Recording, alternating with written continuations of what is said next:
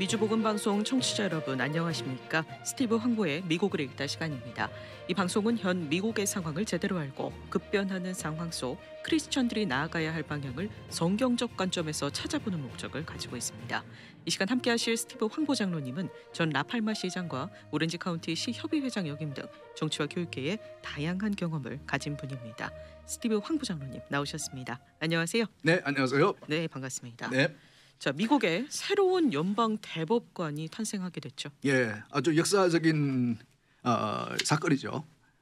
흑인 여성이 처음으로 연방 대법원의 대법관으로 이제 연방 상원이 표결을 통해서 인준을 하고 오늘 그 백악관 그 뒷뜰에서 세레모니가 있었습니다. 네. 예, 이제 원래 있던 그 스티븐 브라이어 대법관이 은퇴하시고 이번에 6월 말이나 7월 초에 그 올해 임기가 끝나면은 이제 취임하는 것으로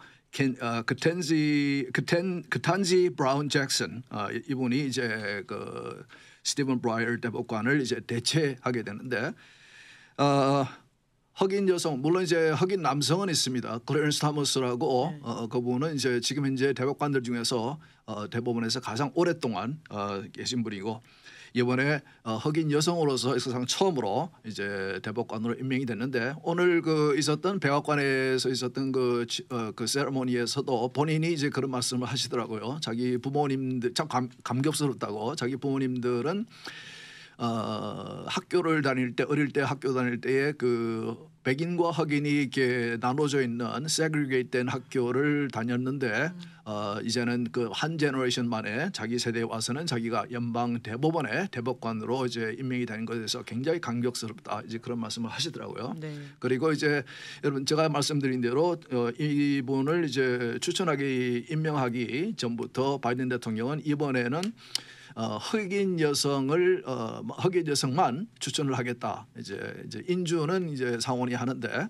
대통령이 임명을 하는데 대통령이 이제 그렇게 말씀을 하셨고 물론 이제 그렇게 한 이유는 정치적인 이유가 다분히 있습니다. 그런데 사실은 부시 대통령이 공화당 대통령이었던 부시 대통령이 흑인 여성을 대법관으로 임명하기 위해서 시도한 적이 있습니다. 네. 당시에 바이든 대통령은 상원 의원으로 있었고 상원의 이제 법사위원장으로 그 청문회를 이제 그 체어하는 그런 위치에 있었는데 그 당시에는 굉장히 그분들이 반대를 했어요. 민주당도 그렇고 바이든 그 상원의원도 그렇고 굉장히 반대하고 굉장히 그 임준을 끌다가 그 당시에는 이제 그분을 흑인 여성을 그 연방 그 Court of Appeals 한국말이 기억이 안 나는데 그 대법원 바로 밑에 있는 법원이죠. 그것에 임명했는데 그것을 가지고 그렇게 이 민주당이 그 바이든 대통령이 흑인 여성임에도 그 보수적인 관점을 가졌다는 이유 때문에 굉장히 이제 그 어려움을 줬고 그 후에 대법관의 공석이 생겼을 때에 부시 대통령이 그 부분을 대법관으로 이제 그 임명을 하려고 그러다가 결국 못하게 된 것이 워낙 민주당과 바이든 대통령이 반대를 했기 때문에 당시 상원이었는데 반대했기 때문에 못했거든요. 네. 그런 것을 보면서 이제 일부 언론에서는 이거는 바이든 대통령과 민주당의 위선이라 이제 이렇게 보는 분도 계세요. 네. 어쨌든 간에 미국에서는 흑인 대통령도 나왔고 흑인 그 남성 여성 대법관들도 있고 이제는 에이전 대통령과 에이전 그 대법관들이 나와야 되겠죠. 그렇죠. 그럴 차례죠. 그런데 중요한 것은 사실은 이렇게 여러 인종 전 세계에서 모든 인종들이 모여 사는 미국에서는 그런 식의 그보다는 피부 색깔에 상관없이 누구든지 그 임무를 잘 감당할 수 있는 가장 실력 있는 분을 뽑는 것이 우리나라를 위해서는 정말 중요한 것이죠. 맞습니다. 그래서 이분이 사실은 제가 청문회 하는 것을 제가 이제 조금씩 봤는데 상당히 똑똑하시고 실력도 있으시고 이제 그러셔서 충분히 자격이 되시는 분인데 만일 바이든 대통령이 처음에 임명할 때부터 나는 흑인 여성만 추천하겠다고 말하지 않고 바로 이분을 추천했더라면 분명히 통과됐을 것이고 그 이 대법관이 됐을 텐데 그런 식으로 이렇게 인종을 언급하면서까지 하는 것에 대해서는 제가 다음에도 또 기회가 되면 말씀드리겠지만 별로 나라의 화합을 위해서는 별로 중요하지 않게 참 좋은 것 같지는 않고 네. 이렇게 그러나 정치적인 이유 있습니다. 그 바이든 대통령이 또 민주당이 흑인 유권자들의 절대적인 지지를 받지 않으면은 그러면은 그 권력을 가질 수 없는 그런 이제 유권자의 구도가 있기 때문에 네. 이런 식으로 생색을 낼 수밖에 없는 그런 상황이죠. 그런데 이제 궁금해하는 것들이 이분이 어떤 식으로 판결을 할 것이냐. 네. 낙태에 대해서도 이제 중요한 그 이 대법원이 판결을 해야 하는 그런 사항들이 남아 있는데, 근데 이번에 지금 그 전에 방송에서 말씀드린 대로 그 낙태에 관련된 Dobbs vs. Jackson Women's Health Organization 그 케이스, 그러니까 73년도에 연방 대법원이 낙태를 허락하는 판결을 뒤집는 그런 판결이 나올 것으로 지금 예상을 하고 있는데. 네. 이 판결에는 이분이 이제 관련을 못하게 될 것 같아요. 아, 네. 그 판결은 이번 그 올해 회기가 6월 말이나 7월 초에 끝나는데 그때까지는 이제 스티븐 브라이어 이분이 대법관이 계속해서 이제 그 건에 대해서는 계속 하실 것 같고, 근데 그 건에 대해서 지금 이제 일부 나오는 소문은 우리는 그 올해 회기가 끝나는 6월 말이나 7월 초쯤에 그 판결이 나올 것이라고 예상을 하고 있었는데. 빠르면 4월 말 이번 달 말 정도까지 나올 수도 있겠다 이제 그러고 예상을 하시는 분도 있어요. 그렇게 빨리요? 예, 그렇게 빨리 나오게 되면은 예상보다 빨리 판결이 나온다는 것은 이것은 아마 판결을 뒤집는 쉽게 이제 결정이 됐을 것이다. 그러니까 이제 지금 그 진보 측 성향의 대법관들과 보수 성향의 그 대법관들의 비율이 6대 4이긴 하지만 사실은 그 잔 로버츠 대법원장이 공화당 대통령이 임명했음에도 이분이 계속해서 이제 이런 이슈들에 대해서 민주당 진보 성향의 대법관들의 편을 드는 성향이 많이 있기 때문에 네. 그래서 6대 4일 수도 3일 수도 있지만은 5대 4일 가능성이 높을 것 같다. 그래서 5대 4 정도로 그러나 이번엔 또 잔 로버츠가 그 보수 쪽에 편을 들 가능성도 있다는 뭐 그렇게 말씀하신 분도 있긴 해요. 네. 어쨌든 간에 제가 다시 말씀드리지만은 아주 중요한 판결입니다. 연방 차원에서는 이 낙태에 관한 법도 없고 73년도에 대법원이 내린 판결 하나 가지고 낙태가 이루어지고 있기 때문에 이번에 이것을 뒤집을 수 있는 이제 기회이기 때문에 이것을 위해서 이제 우리 교회들이 기도를 해야 되고 그런데 이제 이번에 그 임명되시는 그 브라운 잭슨 그 대법관의 성향이 어떠냐에 대해서는 사실은 이렇게 아직까지는 좀 두고 봐야 될 것 같아요. 네. 이렇게 청문회에서 여러 가지 질문이 나온 것에 대해서 조금 좀 염려스러운 부분이 있긴 있지만은 본인은 또 의외로 스스로 이 정치적인 그런 그 면보다는 이렇게 법에 충실하도록 노력할 사람이 아닐까 이제 그렇게 생각하시는 분도 있고 네. 그래서 조금 더 아직까지는 좀 기다려봐야 될 것입니다. 네. 예. 근데 이 커탄지 브라운 잭슨 대법관 후보자도 청문회에서 로비 웨이드 어떻게 생각하느냐 이런 질문 받았잖아요. 예, 근데 이 로비 웨이드는 이 합의된 법이니까 예, 그냥 이건 법이다 이런 식으로 좀 낙태를 옹호하는 듯한 예. 그게 입장을- 이제 법적인 관점에서 볼 때에 오랫동안 판결이 유지돼 왔고 그런 면에서는 이거는 이제 슈퍼 프레시던트와 이제 그런 면에서는 뒤집기 힘든 법이라 이런 그런 이제 해석이거든요. 네. 그거는 이제 법에 충실하면은 그런 해석을 할 수가 있죠. 네, 네. 이게 잘못된 그 판결이라는 이제 다른 이유가 있으면 몰라도 이런 경우 같이 거의 50년 이상 동안 판결이 유지되어 온 경우는 굉장히 오랫동안 그 판결이 유지가 되어 왔기 때문에 이거는 슈퍼 프레시던트라고 이제 그렇게 이제 법에 관련해서 법학자들도 이제 그런 관점을 가지는 많이 있죠. 네, 그러나 네. 이제 한편으로는 그 상원의원이 청문회 동안에 이분에게 여성의 정의를 해보라. 여성의 의미가 여성을 woman의 정의 definition이 뭐냐라고 물어보니까 답을 안 하더라고요. 아마 제가 볼 때는 그 질문을 하신 분의 의도는 그 성 정체성이 굉장히 이슈가 되고 있으니까 네, 네. 이제 그거에 대해서 당신은 어떤 견해를 가지고 있느냐 이제 그것을 알아보기 위해서 질문한 것 같은데 의외로 이분이 답을 안 하더라고요. 어. 예, 오랫동안. 근데 이제 좀 제가 볼 때 실망스러웠던 것은 네. 지금까지 이제 그 공화당 대통령이 그 대법관을 임명했을 때는 그 청문회에서 민주당 의원들이 그 굉장히 지저분한 일을 많이 했거든요. 과거에 뭐 고등학생 때에 뭐 이렇게 사실 확인도 할 수 없는 이상한 정의들을 데리고 와서 이렇게 이 법하고는 그분의 자격하고는 전혀 상관없는 그런 것을 가지고 이제 걔는 문제 삼고 꼬투리 잡고 그랬는데 이번 청문회 때는 공화당 의원들이 그러더라고요. 우리는 그렇게 안 하겠다. 네. 이번 청문회는 본질만 가지고 법적으로 볼 때에 이분이 그 대법관이 될 만한 자질이 있는 점이면 확인하는 것만 우리는 하겠다. 우리는 깨끗이 하겠다. 이제 그렇게 하시더라고요. 네. 그리고 지금 이제 그 연방 상원에 민주당이 50명인데 이날 이제 만일 그 한 명이라도 민주당에서 그 이탈을 하게 되면은 이제 인준이 안 되니까 그 해리스 부대통령이 의장 그 자격으로 이제 그날 와서 회의를 주재를 했는데 가결된 건 53대 43가 아마 그럴 거예요.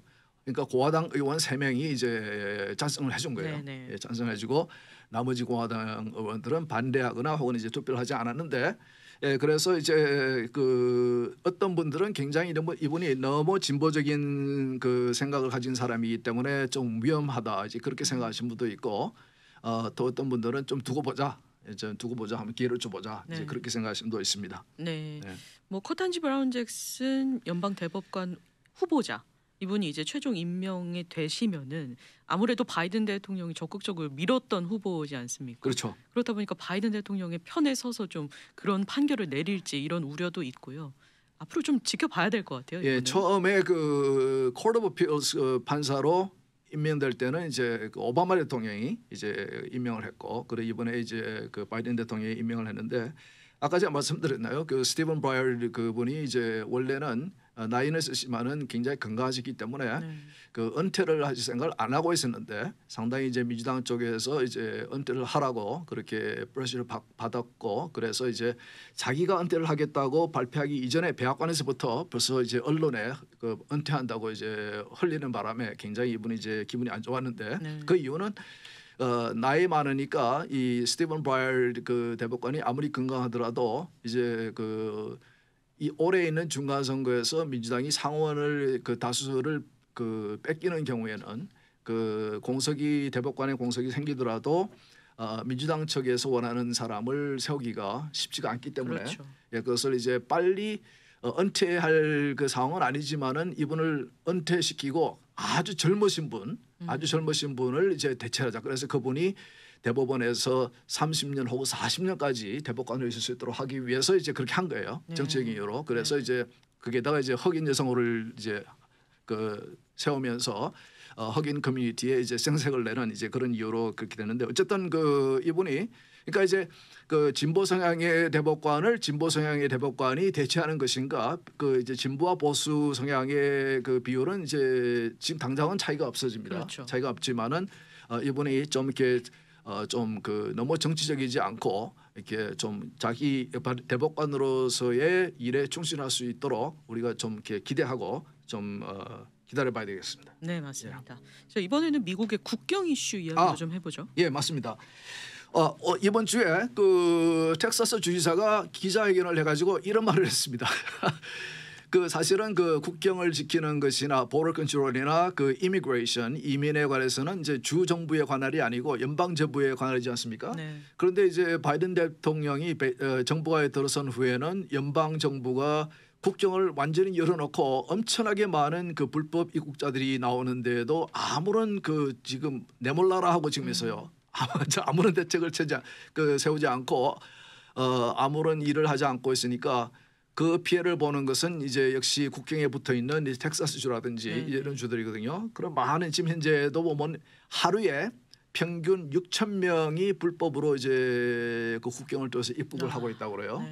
그런데 지난 6개월 동안에 100만 명, 그리고 그 국경을 넘어서 이렇게 검거되지 않고 그냥 빠져나가는 사람도 한 40만 명도 될 거로 추측을 하고 있고, 그러니까 이제 이 텍사스 주지사가 이제 이런 행정 명령을 내렸습니다. 기자회견을 하면서 이 연방 정부가 이 불법으로 국경을 넘어서 오는 분들을 이제 텍사스 주를 포함해서 전국을 이렇게 놓고 있는데, 우리는 그분들을 버스를 대절을 해가지고 워싱턴 D.C.로 보내겠다.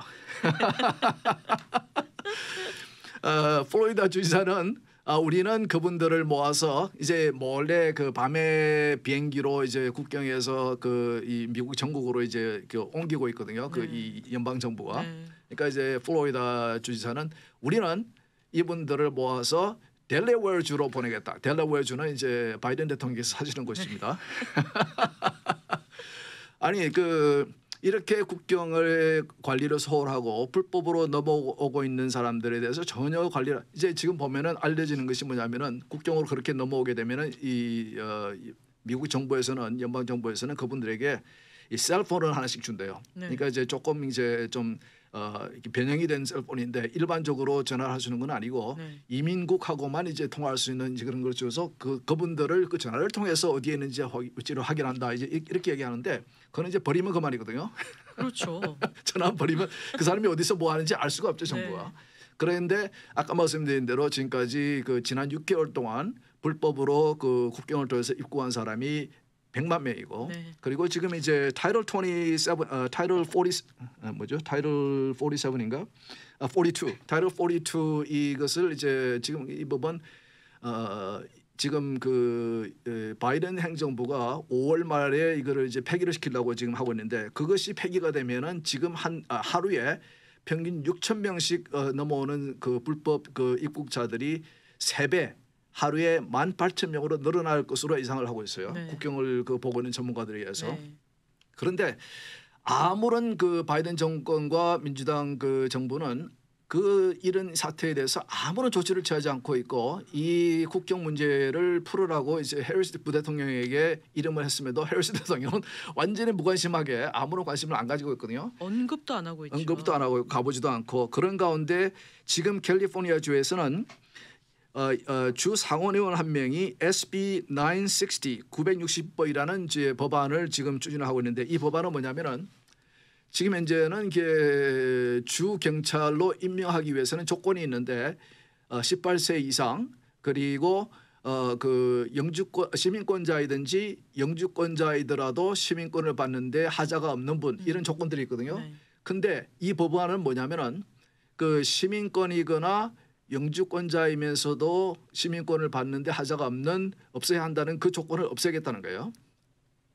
그는 결과적으로 무슨 말이죠? 그는 이제 합법적인 시민과 불법적인 그 illegal alien들 그분들의 구분을 없애겠다는 거예요. 네. 그러니까 불법으로 입국하고 불법으로 체류하고 있는 사람들도 경찰로 임명을 하겠다는 것입니다.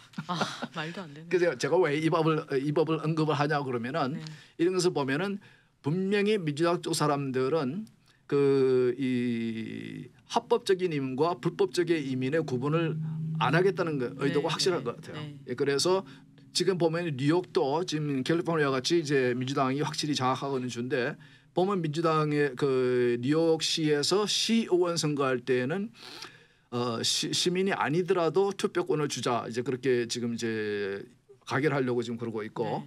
그리고 지금 뭐 투표법 개혁이라고 그러면서 민주당이 계속 추진하고 있는 건 뭐냐면은 그 이 voter ID 투표하시는 분의 그 신분증 확인 없이 투표를 하게 하는.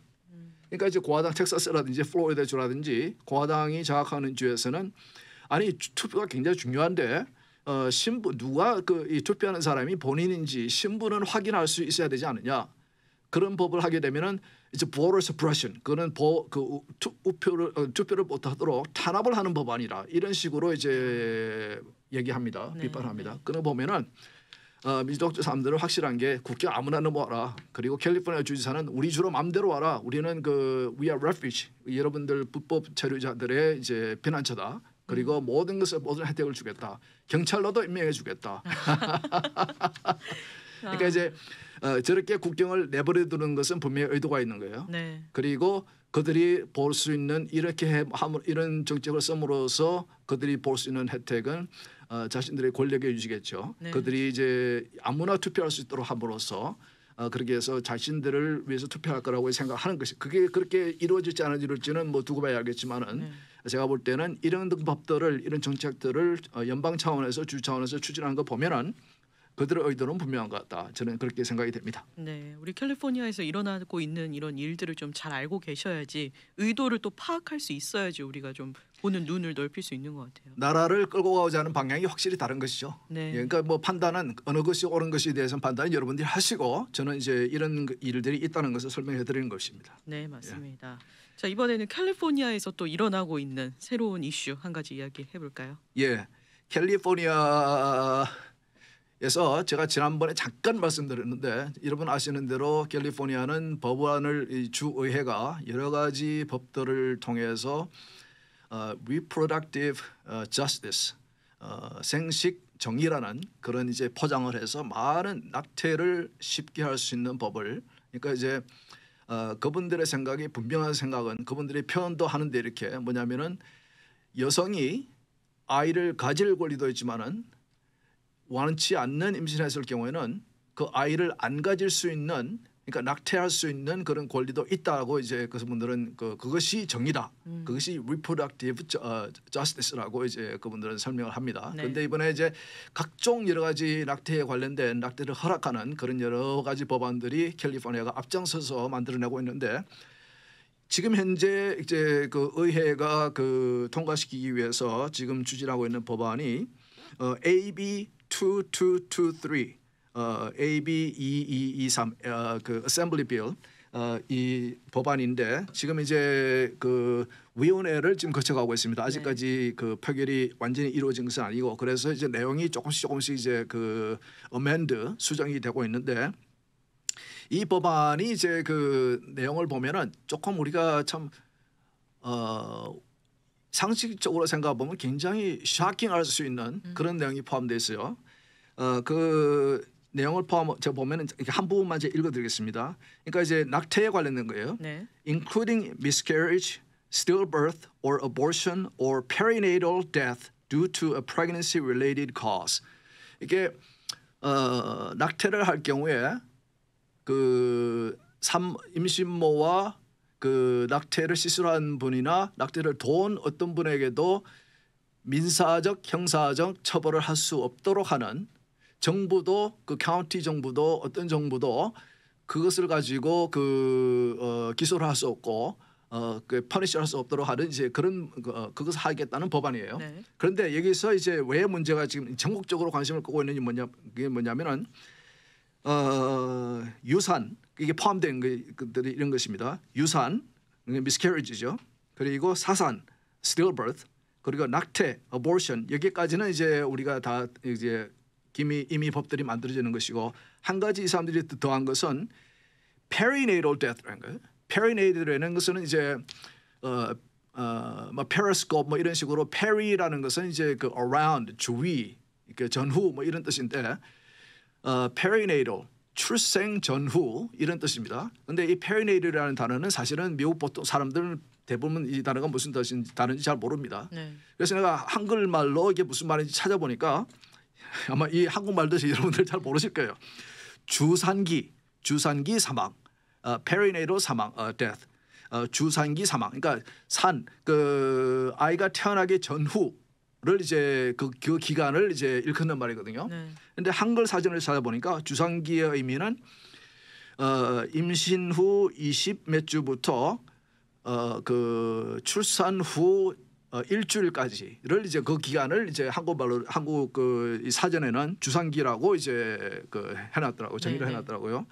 그래서 영어 사전을 찾아보니까 perinatal의 뜻은 그 임신 후 24주부터 그 출생 후 1개월까지 28일까지를 이제 그 기간을 perinatal이라고 그랬다고요. 네. 그러니까 이 법이 적용이 되는 그 이 기간이 아이가 출생한 이후에도 예를 들어서 내가 원치 않은 임신을 했는데 그 낙태를 시도했는데 낙태가 성공하지 못하고 시술이 성공하지 못하고 아이가 태어났다. 네. 그럴 경우에 나는 아직까지도 이 아이를 원치 않는다. 어답션도 그 하지 않고 그냥 유기를 하는 경우, 내버려 두는 경우, 젖도 주지 않고 돌보지 않고 그래서 스스로 아이가 죽도록 내버려 두는 거. 혹은 그 내가 원치 않은 아이 그 병 어떤 이상한 그 병을 가지고 아이가 태어났다든지 네. 어떠한 상황에서든지 어떠한 그 이유에서든지 그 기간 동안에 그러니까 이제 유산 포함되는 것이 유산, 사산, 낙태 그리고 주산기 사망 이겁니다. 네. 이것은 미국 그 역사상 한 번도 이런 그 기간까지 낙태를 할 수 있다고 아이를 죽일 수 있다고 하는 법안은 없었습니다. 네. 근데 재밌는 것은 지금 메릴랜드 주에서도 지금 비슷한 법안이 거의 이제 의회에서는 통과가 되고 주지사가 사인하기를 이제 서명하기를 기다리고 있는데 그 법안에도 이 단어가 나와요. 이 근데 이제 그 메릴랜드 주 법안이 먼저 나왔는데 캘리포니아보다 그 나왔을 때에 법 전문가들이 그것을 보고 아마 이거 입법을 한 그 의원이 아마 그 이 철자를 잘못 쓴 것 같다. prenatal 출생 이전 기간까지 출생까지의 기한을 그 의미하는 것 원래 의도했는데 스펠링을 잘못해가지고 perinatal로 쓴 것 같다. 단어를 쓴 것 같다. 단어를 잘못 쓴 것 같다. 네. 이제 그렇게 생각했었거든요. 네. 근데 이번에 보니까 캘리포니아에 똑같은 법이 생기면서 똑같은 그 단어가 나오는 거예요. 이것을 보면서 제가 느낀 것은 이것은 이런 법안을 전국적으로 지금 이제 추진하고 있는 pro-abortion 그런 세력, 그러니까 Planned Parenthood라든지 여러 가지 그런 그 pro-abortion 친낙태적인 그런 기관 단체들이 추진하는 그들이 만들어 놓고 각 주의 그 법원 의회에게 의원들에게 추진케 하는 그런 법안이구나라는 이제 생각이 들더라고요. 네. 그래서 이것이 지금 전국적으로 관심을 끄고 있고 그래서 지금 이번 주에 그 주의회 이게 이제 이 법안이 지금 현재 기존 하는 여러 낙태에 관련된 법안과 형사 민사에 관련된 법안들을 이제 이 다시 수정하는 그리고 대체하는 그런 법안이기 때문에 여러 위원회를 거치고 있는데 네. 첫 위원회는 Judiciary Committee 그 법사위에서는 이제 가결을 통해서 통과가 됐습니다 이번 주에. 그 찬성을 한 의원들은 다 민주당 소속이고 네.